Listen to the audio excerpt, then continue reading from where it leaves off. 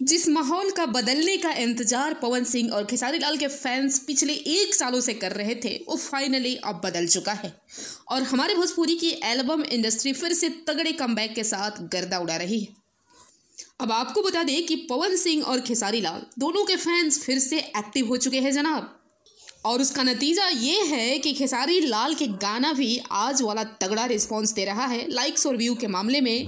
तो वही पवन सिंह का गाना भी नंबर 1 म्यूजिक सेक्शन में ट्रेंड कर रहा है और नंबर 1 पे कब्जा कर चुका है और वन डे में 5.5 मिलियन व्यू के साथ 2,80,000 प्लस लाइक्स मीन्स की बादशाहत कायम है और जलवा बरकरार है।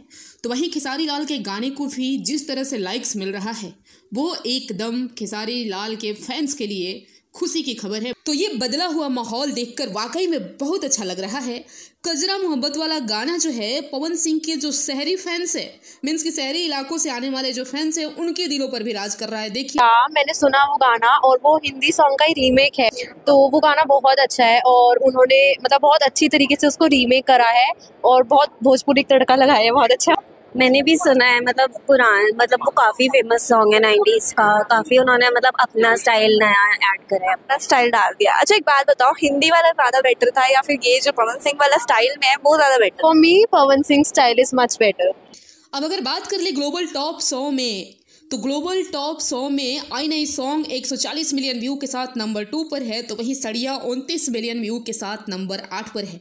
तो बबुआन सॉन्ग भी भाई पीछे कहाँ रहने वाला था, वो भी 6 मिलियन व्यू के साथ नंबर 25 पर कब्जा बना चुका है और अखिया में नसाबा भी नंबर 30 पर ट्रेंड कर रहा है।